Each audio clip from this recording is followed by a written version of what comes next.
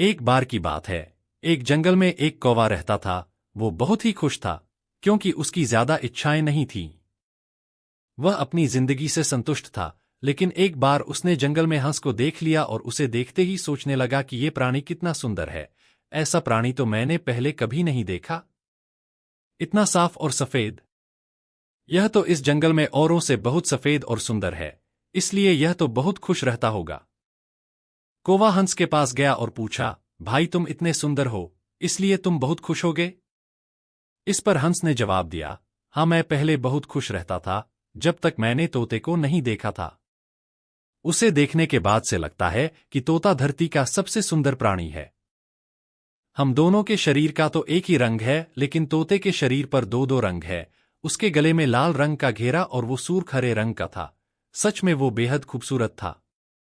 अब कौवे ने सोचा कि हंस तो तोते को सबसे सुंदर बता रहा है, तो फिर उसे देखना होगा। कौवा तोते के पास गया और पूछा, भाई तुम दो दो रंग पाकर बड़े खुश होगे?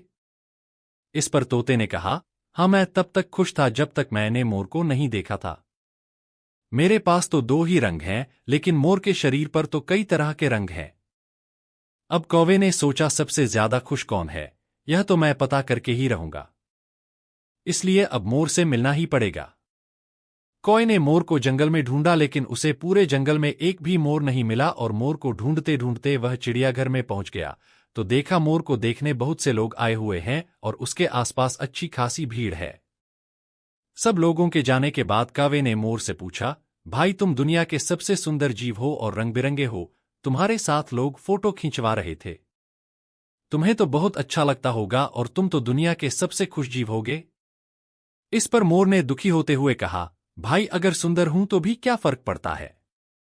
मुझे लोग इस चिड़ियाघर में कैद करके रखते हैं, लेकिन तुम्हें तो कोई चिड़ियाघर में कैद करके नहीं रखता और तुम जहां चाहो अपनी मर्जी से घूम फिर सकते हो।